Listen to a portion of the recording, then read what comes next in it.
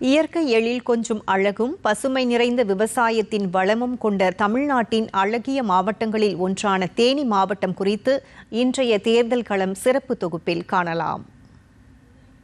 மேற்கு தொடர்ச்சி மலைகள் சூழ அருவிகள், ஆறுகள், குளங்கள், செழிப்பான விவசாய நிலங்கள், கால்நடைகள் என இயற்கை அழகையும் கிராமத்து வாழ்வியலையும் அடிப்படையாக கொண்ட தேனி மாவட்டத்தில் வேளாண்மை தொழிலே பிரதானமாக உள்ளது.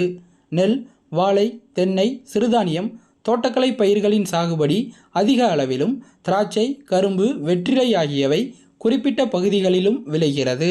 சிலப்பதிகார நாயகி கண்ணகிக்கு கோயில் கட்டிய ஊர், சனி பகவான் சுயம்புவாக தோன்றிய பிரசித்தி பெற்ற குச்சனூர் கோயில், விடிய விடிய திருவிழா கொண்டாடும் வீரபாண்டி கௌமாரியம்மன் என தேனியின் சிறப்புகளை அடுக்கிக் கொண்டே போகலாம்.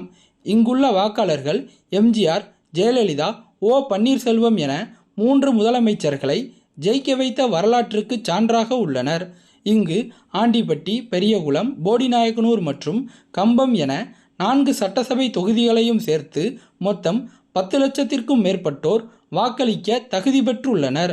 ஆண்டிப்பட்டி தொகுதியில் சகோதர யுத்தமாக அண்ணன் மகாராஜன் திமுக சார்பிலும், அவரது உடன்பிறந்த தம்பி லோகிராஜன் அதிமுக சார்பிலும் போட்டியிடுகின்றனர்.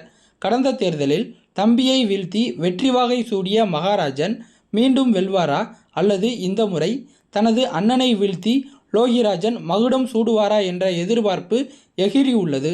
பெரியகுளம் தொகுதியில் மதச்சார்பற்ற முற்போக்கு கூட்டணியில் விசிக சார்பில் போட்டியிடும் சக்திவேல் மற்றும் தேசிய ஜனநாயக கூட்டணியில் அம்மா மக்கள் முன்னேற்ற கழகத்தின் சார்பில் போட்டியிடும் டாக்டர் கதிர்காமு ஆகிய இருவருக்கும் நேரடி போட்டி நிலவுகிறது. அதிமுகவின் மூத்த தலைவராகவும் ஜெயலலிதாவின் தீவிர விசுவாசியாகவும் இருந்த முன்னாள் முதலமைச்சர் ஓ. பன்னீர்செல்வம் 3 முறை களம் கண்டு வெற்றி பெற்ற போடிநாயக்கனூர் தொகுதி நட்சத்திர தொகுதியாக பார்க்கப்படுகிறது. முதல் முறையாக அவர் திமுக சார்பில் இங்கு போட்டியிடுகிறார். அவரை எதிர்த்து அதிமுக சார்பில் வி.டி. நாராயணசாமி களமிறக்கப்பட்டுள்ளார். இதனால் அங்கு ஓ. பன்னீர்செல்வம் வெல்வாரா அல்லது நாராயணசாமி அவருக்கு ஆச்சரியத்தை அளிப்பாரா என்றும் அரசியல் வட்டாரத்தில் பார்க்கப்படுகிறது.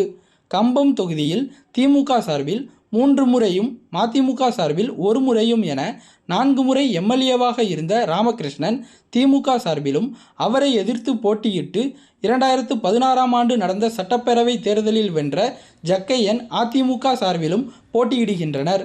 இவர்கள் தவிர்த்து 4 தொகுதிகளிலும் நாம் தமிழர், தமிழக வெற்றி கழகம், புதிய தமிழகம் உள்ளிட்ட பல்வேறு அரசியல் கட்சிகளைச் சேர்ந்த வேட்பாளர்களும் சுயேட்சை வேட்பாளர்களும் என 70 பேர் இந்த தேர்தலில் களம் கண்டுள்ளனர்.